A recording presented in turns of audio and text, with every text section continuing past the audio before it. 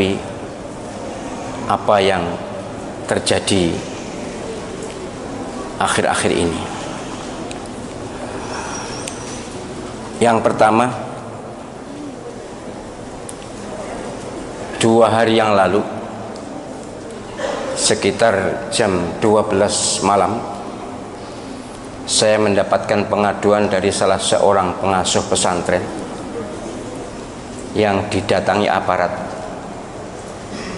untuk semua santrinya dilakukan rapid test, rapid test atau swab ya, pokoknya dilakukan cek kesehatan jam 12 malam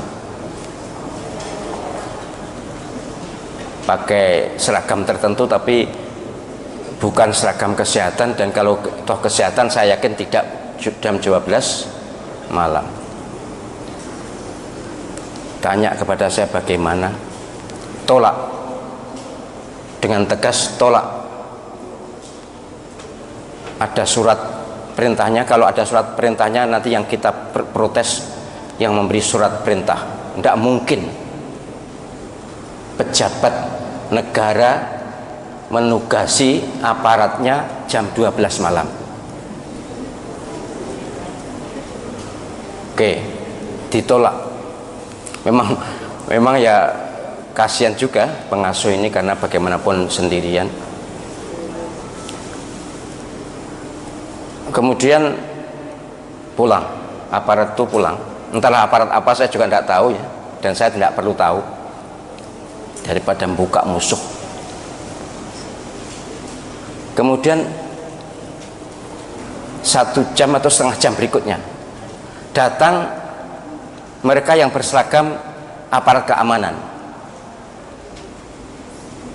Ya, kalau seragamnya sih Satpol PP dan polisi, tapi saya tidak yakin itu Satpol PP beneran atau polisi beneran, tapi seragamnya katanya itu.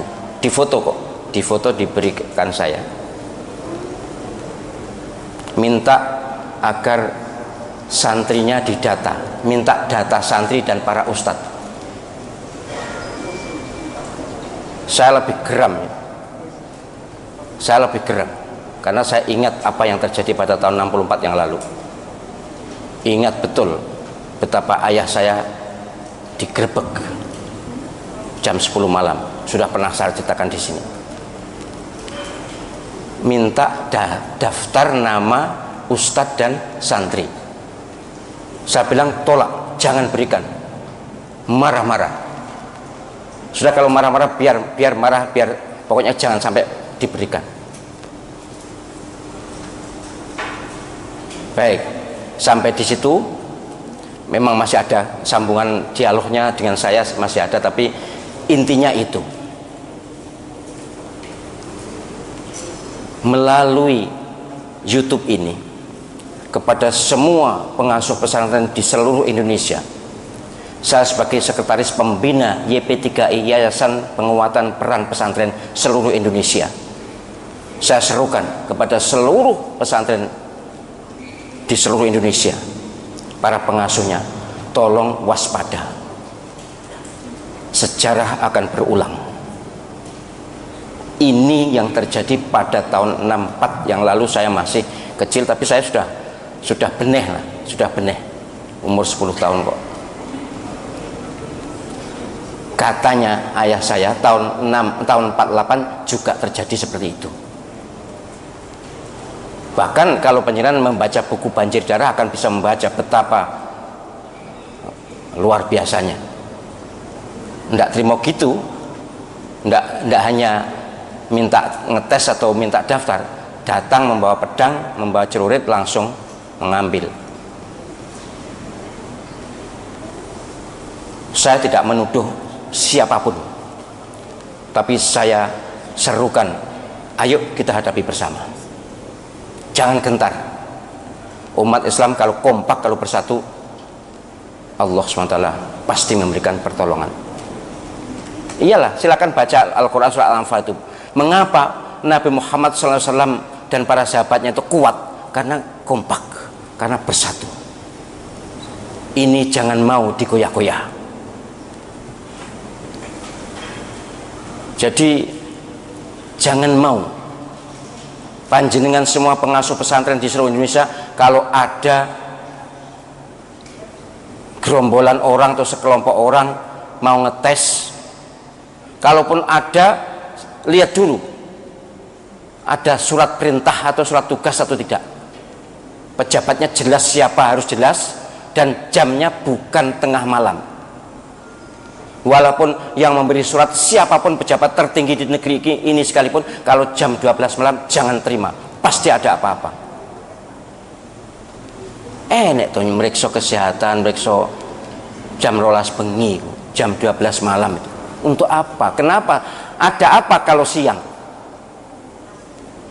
Pokoknya kalau ada modus atau apapun ya, pokoknya ngetes itu, meriksa itu, memang sekarang eranya seperti ini kan, ada alasan untuk itu kan. Kemudian minta daftar, nggak usah diberi, apapun alasannya. Kalau memang benar-benar minta, surat tugasnya mana? Tapi penjenengan seluruh pengasuh pesantren ada hak otonomi untuk tidak memberi. Ini hak pribadi atau hak lembaga yang penjenengan kelola. Tidak ada kewajiban penjenengan menyerahkan daftar nama santri, daftar nama ustadz, tidak ada. Tidak ada kewajiban, undang-undang juga tidak ada. Waspadalah, kita harus siaga, tidak akan menyerang siapapun. Kita tidak akan menyerang siapapun, tapi kalau mereka jual, kita borong. Kalau mereka datang, tergantung apa maunya.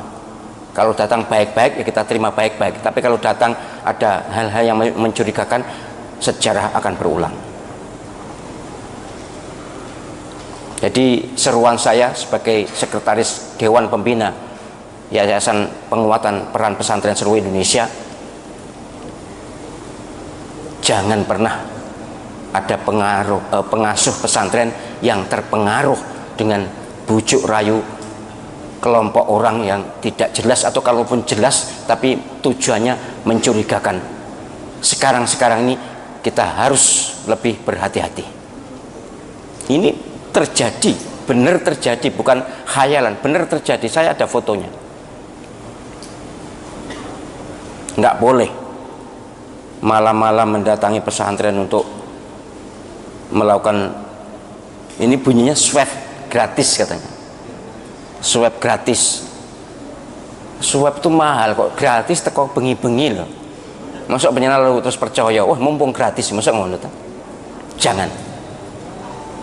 Walaupun gratis tapi tidak, kita tidak ada perlunya untuk swab, tidak ada perlunya untuk tes apapun. Penjenengan yang penting menjaga kesehatan, hidup sehat dan bersih, protokol kesehatan dipatuhi, zikir istiqomah, sudah. Wong ndak ono apa-apa kok tiba-tiba seperti itu.